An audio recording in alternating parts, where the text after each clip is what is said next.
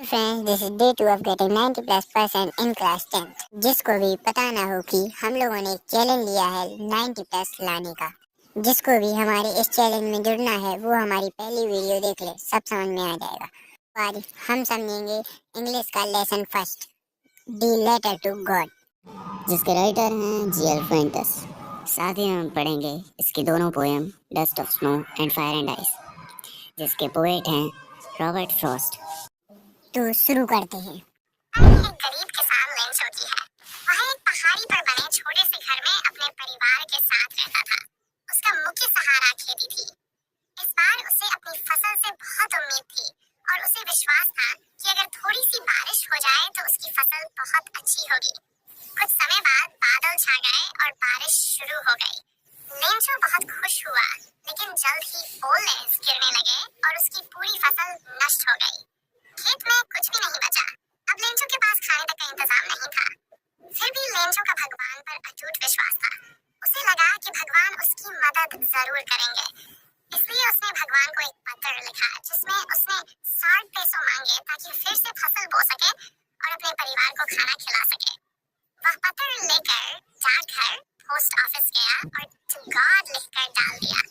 डाकघर के लोग ये देखकर हैरान हुए, लेकिन पोस्टमास्टर उसकी श्रद्धा देखकर प्रभावित हुआ।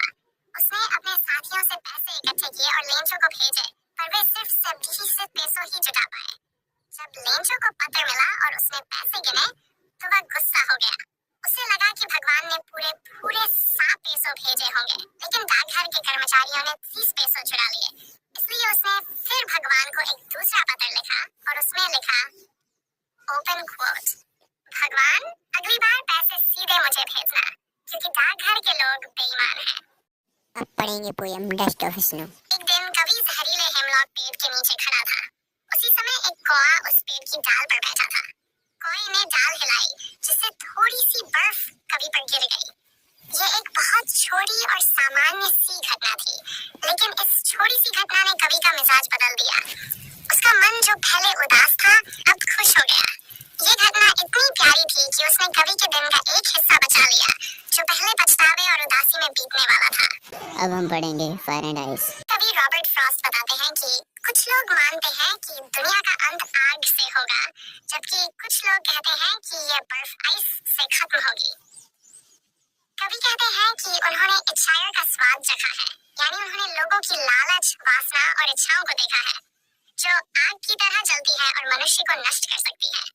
इसलिए वे सहमत हैं कि दुनिया का अंत आग से हो सकता है। लेकिन अगर दुनिया को 2 बार खत्म